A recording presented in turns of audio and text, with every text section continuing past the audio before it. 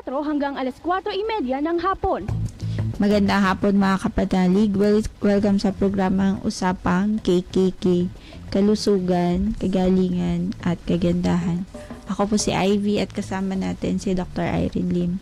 Para po sa inyong mga katanungan, maaari po kayong mag-text sa 0918-837-4827, 0925-896-1689 at 0917-810-6169. Para po sa may mga Facebook at YouTube, pwede nyo pong hanapin si Doc. Type nyo lang po ang Dr. Irene Lim. Magandang hapon, Doc.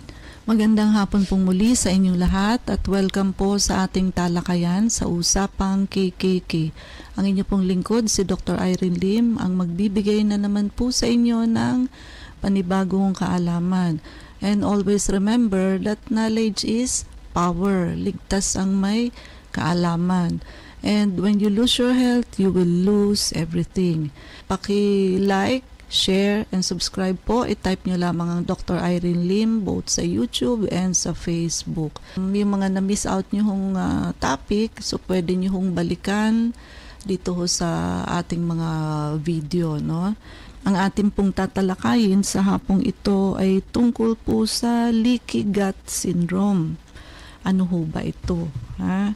Ito ho ay isang proposed digestive condition wherein yung intestinal lining ho natin. So, hindi ho ito sa stomach. Sa small intestine po ito.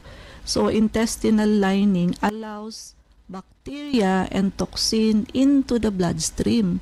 So, ibig sabihin ho, meron mga microscopic pores.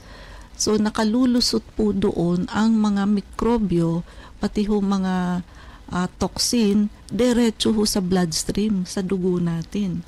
So, nakaka-interfere ho ito to an increase in permeability ng intestinal lining, which could play a role sa Crohn's disease and other diseases. Kaya hindi ho, imagine niyo yung laman ho ng ating digestive system. Isipin niyo hong direkta makapapasok sa ating blood. O kaya ho dyan nagsisimula yung mga allergy kasi yung mga protein ho na hindi naman dapat lumabas at lumipat sa dugo ay nakakalusot po, no? And ano ba ang symptoms na may mga leaky gut? May burning feeling of ulceration in your gut. Meron hong painful indigestion, so para hong hindi matunawan from the loss of intestinal mucosa. Pwede hong mag-diarrhea, gas and bloating, yung palagi hong bloated from fermentation ng overgrown bacteria in your gut, and low energy. Low energy lagi ang tao, and reduced ability to draw energy from your food. No? So, ganun po. Ano ba ang main cause ng leaky gut na ito? Pag sinabi hong leaky gut, diba, ibig sabihin may leak, may butas. Gut means yung atin hong digestive system. Among the most common are what?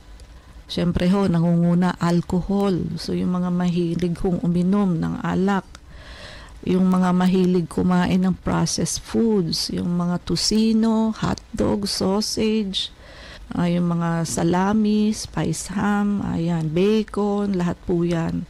And may mga certain medications din po, and any food that may cause allergies or sensitivities. Controversy still exists on whether leaky gut causes the development of diseases outside the gastrointestinal tract sa human po.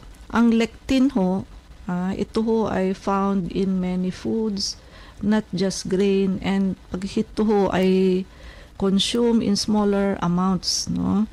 Yung body normally does just fine with them, but foods that have large amount of lectins, pag marami ang lectins, are more problematic kasi some of the lectins and foods that can cause leaky gut includes yung mga wheat, pati rice, spelt and soy.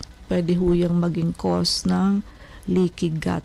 Ano yung mga pagkain ba na dapat iwasan kung kayo ay may leaky gut? Of course, wheat, yung mga bread, pasta, cereals, wheat flour, ayan ho, bawal ho yan. Anyway, kung kayo ho ay avid listener naman, I always discourage you from eating refined white flour products. So, sakop na ho dun itong mga pasta, cereals, bread. So, any kind of bread actually is not good. Lalo na ho yung gawa sa refined white flour products. Yung gawa ho ba sa puting harina. And actually, even wheat, kahit na ho gawa sa wheat at hindi white flour, ganun din po. Kaya ho ayaw natin, ulitin natin ang reason, kaya ayaw natin ng mga ni-refine na. Refined white flour products, refined white rice, refined white sugar. Ano ho bang ibig sabihin ng refine? So, di ho ba normally ang grain, meron hong outer layer, middle layer, and inner layer. So, sa outer and inner layer, nandiyan ho ang fiber, protein, vitamins, and minerals. Kaso po, pag ni-refine po yan, tatanggalin po ang outer and inner layer. So, wala na ho yun lahat. Ang matitira lamang ho is the middle layer, wherein ang laman po ng middle layer na yan is all starch. And when you metabolize starch, ang magiging final product is what? Sugar. Ito hong lahat ng gawa sa white flour products. Lahat ng tinapay, donuts, pizza crust, cakes, pastries, lahat po yan. Puro asukal na lamang po ang laman yan. Wala na pong fiber, wala ng protina, wala ng vitamins and minerals. And that is also one of the reason why ang mga tao po ngayon nagtatabaan po, because of this adulterated refined food products that we have. Siyempre nung unang panahon, hindi naman ho nire-refine ng ganyan ang mga pagkain. So, complete food pa po. Kaya minsan sasabihin, bakit yung rice namin sa probinsya, kahit ang dami mong kainin, hindi kami tumataba?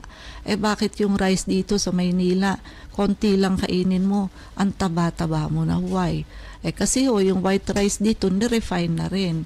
Samantalang ho, yung sarili nyong inani na bigas doon sa probinsya, natural po, hindi ho siya nirefine. So, kompleto pa ho yun sa protein, fiber, vitamins, and minerals. Kanin nyo pa lang ho, complete food na siya. While, yung dito ho, ang puti-puti nga ho ng bigas. Tuwang-tuwa kayo dahil mahal yung bigas kasi ang puti. Hindi nyo ho alam, mas maputi ho yan, mas refine ho yan, mas nakakataba. Dahil ho, wala na yung mga ibang sustansya, kundi puro ho sugar na po ang laman yan. Ganyan ho ang bigas natin, refined white rice.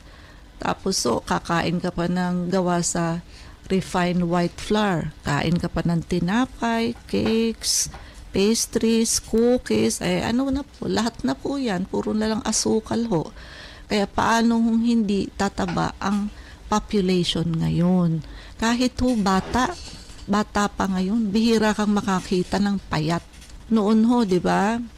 Ang mga artista, ang mga tao, talaga hong papayat pa ho. Ngayon ho, para ka lamang pumayat, kailangan mong mag-diet.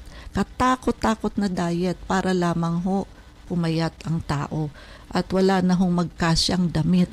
At tatamarin ka na hong manamit kapag ka ho walang magkasya sa iyo, no? And also, gluten. Hindi lang po wheat ang bawal sa may leaky gut, pati ho gluten. Pati ho yung mga processed meat, pati ho mga baked goods. Ayan, sapul pa rin ho yung mga cakes, muffins, cookies, pies, pastries, and pizza. So may mga pilosopong tao ang sasabihin, ano nang kakainin ko na lang, wala na akong makakain, no? Wag po ganun. Napakarami hong mas healthy foods na pwede nyong kainin, no?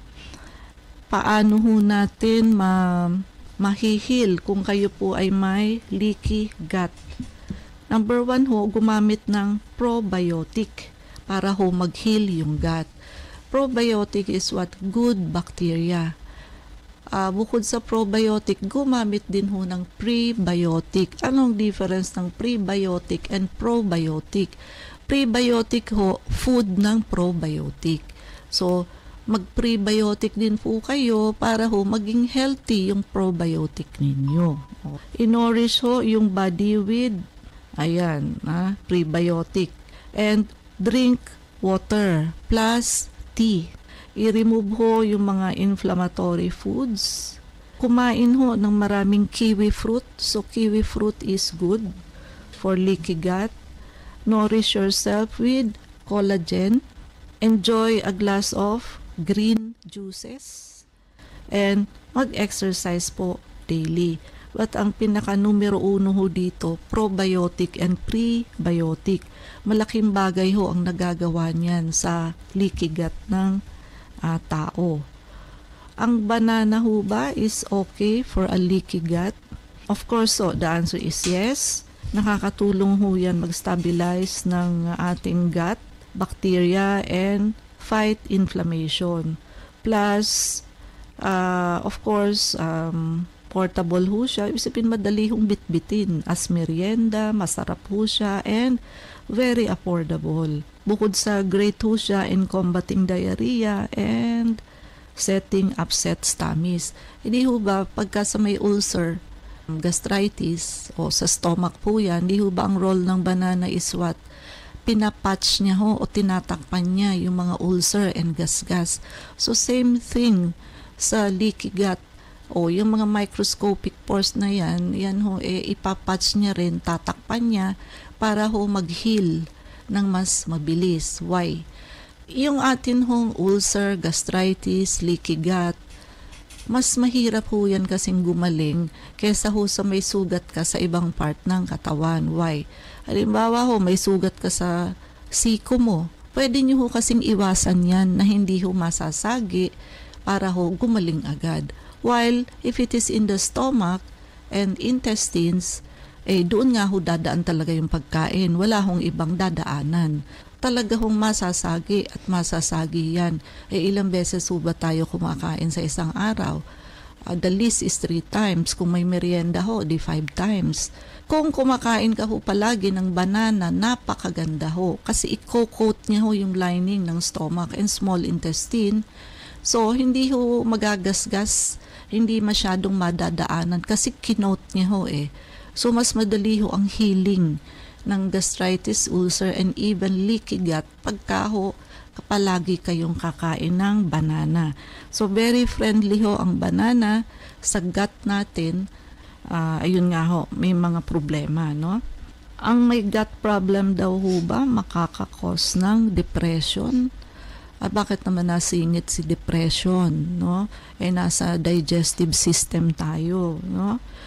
Meron ho kasi tayong tinatawag na gut-to-brain ratio. Ang spelling ho ng gut na pinag-uusapan natin, GUT.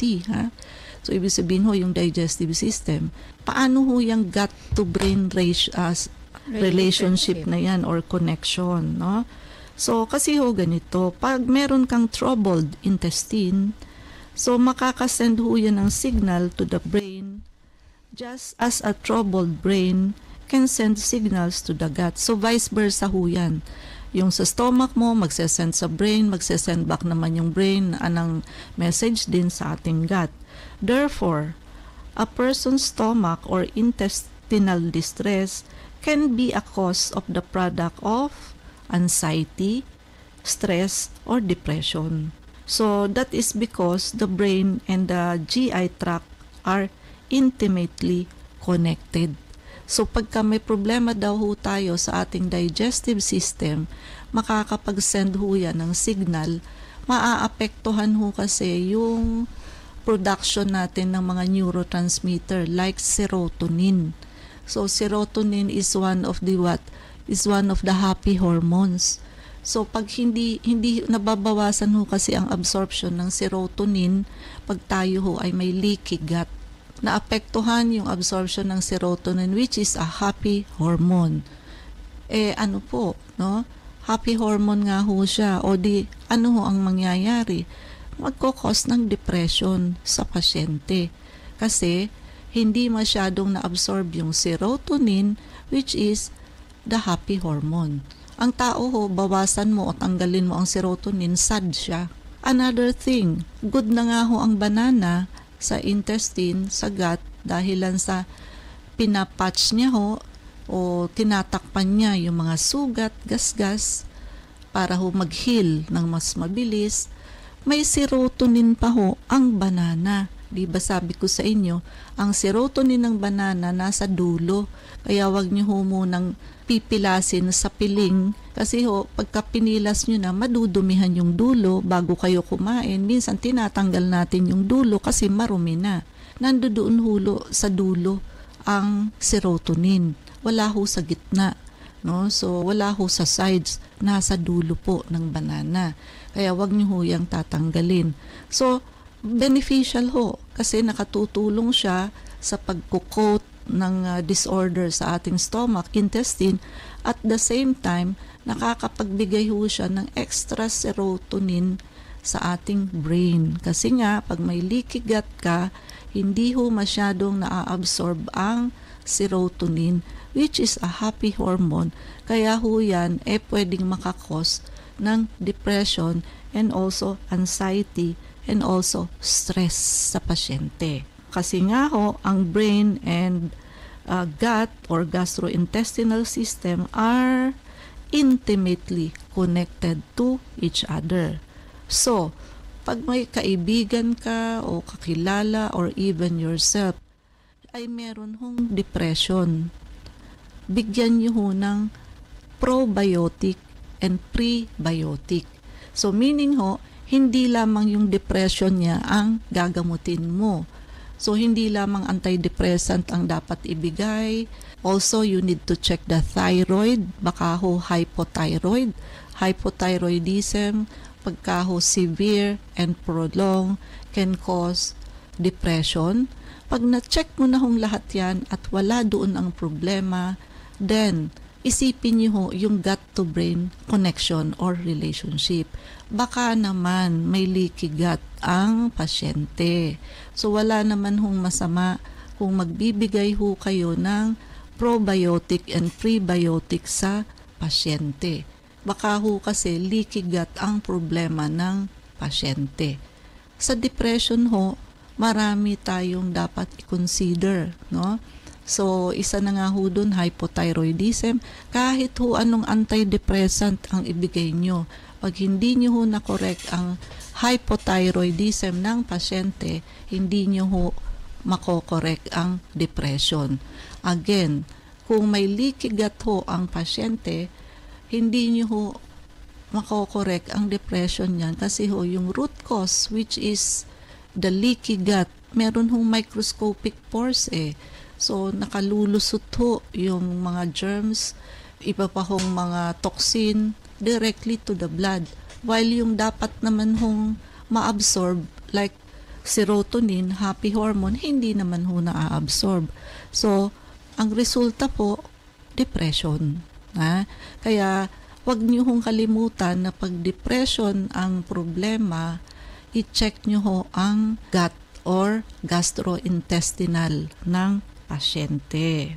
Ayun, kumain nga ho ng more probiotic and prebiotic, i-reduce ho ang sugar consumption, i-limit ho ang stress, and avoid taking antibiotic unnecessarily. Why?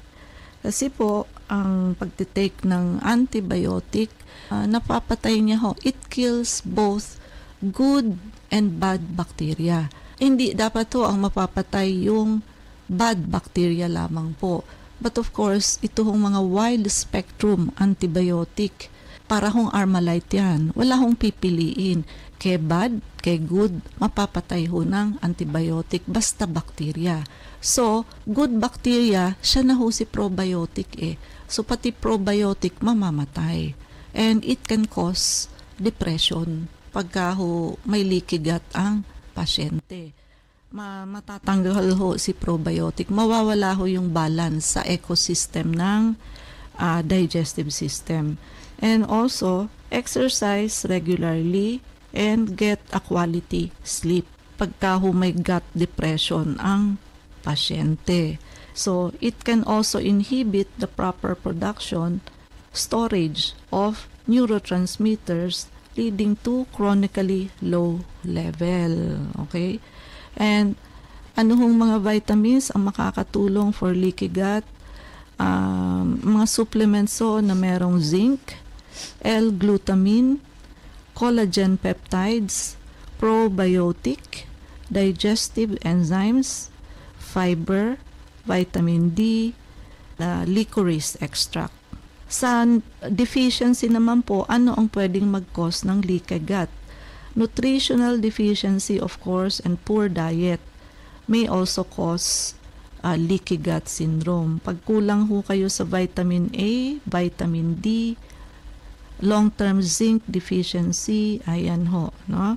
At pagka-increase naman ho ang sugar, especially fructose, dairy products and grains, ayan, magkaka-leaky gut ho kayo. Kaya nga ang sabi natin, bawasan ang mga sugar, intake ng sugar products.